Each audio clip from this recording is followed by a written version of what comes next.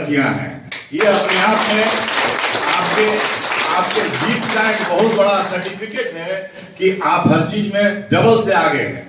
4 ही लड़के हैं जो कि आपको आपके समकक्ष पहुंच पाए हैं।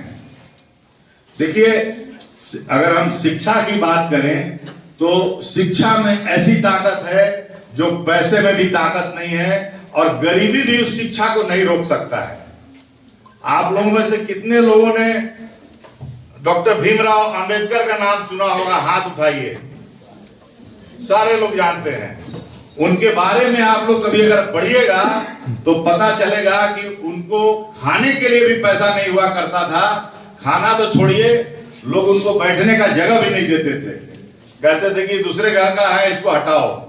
जब वो स्कूल में पढ़ते थे तो अगर शिक्षक को पता चल जाए तो उसको बाहर कर देते थे कि ये तो दूसरे घर का है, इसको यहाँ पे बैठने का नहीं, इसको बाहर करो। वैसी परिस्थिति में न तो जिनके पास पैसा हो, न समाज में स्थान प्राप्त हो, वो आपके संविधान का ड्राफ्टिंग कमेटी का चेयरमैन बना। तो क्या उनको पैसा रोक सका? उनके पास एक ही ताकत थी, वो भी ग्रामीण प्रवेश से ही आते थे, लेकिन जो शिक्षा की ताकत थी उसके बदौलत ही वो आज वहां तक पहुंच पाए। तो मैं इसलिए ये बात कहना चाहता हूं कि हमारा जो इलाका है ये बहुत संपन्न नहीं है। हम लोग आधे समय तक कृषि पे ही आधारित रहते हैं, और कभी देवता पानी समय पर नहीं बरसाए तो उस पर भी मोहताज हो जाते हैं। तो इन सब तकलीफों के बाद हम लोगों का जो आय है वो बहुत निम्नतम स्तर पे है। तरक्की वैसे भी थोड़ा किनारे रहा हुआ है। पता नहीं लोगों को क्या दिमाग में है। देखिए, सामने में नदी है और वो नदी पानी को काटते काटते मेरे ख्याल से आधा किलोमीटर अंदर आ गई है। अगर उस पर ध्यान नहीं दिया गया तो आने वाले समय में वो नदी का किनारा कॉलेज तक पहुंच जाएगा। तो ये सब हम लोग के अज्ञानता का, हम लोग के सोच समझ के कमी के चलते, चाहे और दूसरे भी एडमिनिस्ट्रेटिव रीजन हो जिसके चलते कि हम लोग छोटा छोटा काम भी नहीं करवा पाते हैं। तो मैं आप लोगों को ये निवेदन करूंगा कि आप बड़े बड़े लोगों के जीवनी के बारे में, अब्दुल कलाम आजाद के बारे में पढ़िएगा तो जानिएगा वो भी बहुत गरीब तबके से और ग्रामीण परिवेश से आए थे। स्वामी विवेकानंद है। तो इस तरह के लोगों का उदाहरण अगर आपके दिल में रहेगा तो आपको समझ में आएगा कि गरीबी कहीं भी कोई रुकावट नहीं हो सकती, या पैसे की कमी शिक्षा के लिए रुकावट नहीं हो सकती।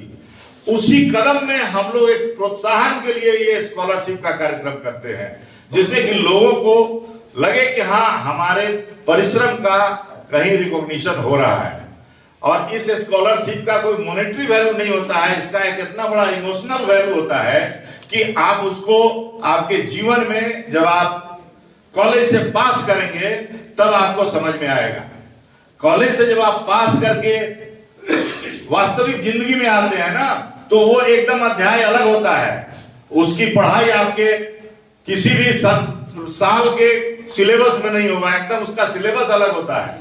और वहां पे आपको वो आत्मविश्वास जो है आपका साथ अगर देगा तो आप अपने गोल में एक्सेल कर सकते हैं, उसको अचीव कर सकते हैं। तो आज का जो स्कॉलरशिप का कार्यक्रम है, मैं समझता हूं कि सारे रेसिपिएंट आए होंगे।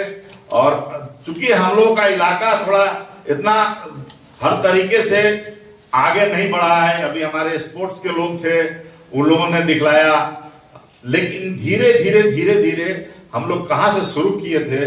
अगर जो हमारे सामने हैं तिवारी जी ऐसे लोग, तो शुरुआत में हम लोग उम्मीद नहीं लगती थी कि यहाँ तक पहुंच पाएंगे, लेकिन गांव के सहयोग से, यहाँ के शिक्षकों के सहयोग से, यहाँ के लोगों के सहयोग से हम लोग आज इस स्तर पर पहुंच गए हैं कि एक आपके कॉलेज का नाम यूनिवर्सिटी में बड़े गरिमा के साथ